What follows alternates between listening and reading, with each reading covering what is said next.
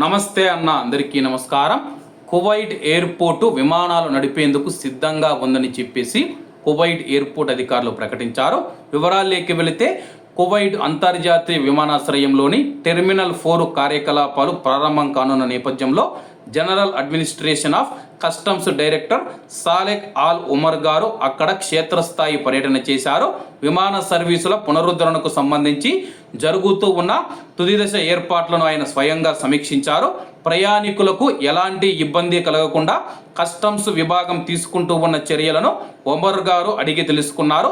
విమానాశ్రయ నిర్వహణ, భద్రత మరియు కస్టమ్స్ అధికారులతో చర్చించి కార్యకలాపాలు సాఫీగా సాగేలా చూడాలని ఆదేశాలు జారీ చేశారు. తనిఖీ ప్రక్రియలు వేగవంతం చేయడం, అత్యాధునిక సాంకేతికతను వినియోగించడం పైన ప్రత్యేక దృష్టి సారించారు. త్వరలోనే ఈ టెర్మినల్ పూర్తి స్థాయిలో అందుబాటులోకి రానుంది. ఇందుకు సంబంధించి అన్ని విభాగాలు సమన్వయంతో పనిచేస్తూ ఉన్నాయని అధికారులు వెల్లడించారు. ప్రస్తుతం కువైట్ ఎయిర్పోర్ట్లోని టెర్మినల్ 4 సిద్ధంగా ఉంది. తుది ఏర్పాట్లనైతే customs director Salek al Omar గారు అయితే పరిశీలించి ప్రస్తుతం కువైట్ ఎయిర్పోర్ట్ సిద్ధంగా ఉంది. రేపు విమానాలు ప్రారంభం కానున్నాయన్నమాట.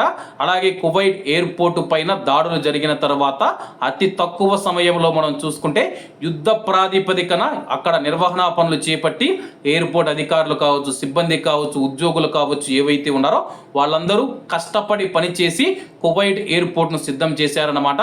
కువైట్ ఎయిర్పోర్ట్లో ఉన్న కువైటీ ప్రజలు కానీ, ప్రవాసులు కానీ కువైట్ ఎయిర్పోర్ట్ ఎప్పుడెప్పుడు ఓపెన్ అవుతుందని చెప్పేసి వెయిట్ చేశారన్నమాట. ఇప్పుడు ఆ యొక్క వెయిటింగ్ చేసిన దానికి కువైట్ ఎయిర్పోర్ట్ పూర్తి స్థాయిలో సిద్ధంగా ఉందని చెప్పేసి అధికారులు ప్రకటించారు. కువైట్లో రేపు ఆదివారం నుంచి విమానాలు ప్రారంభం కానున్నాయి. కాబట్టి అందరూ బాగుండాలి, ఎందులో మనం ఉండాలి. అందరికీ నమస్తే అన్న, జై హింద్.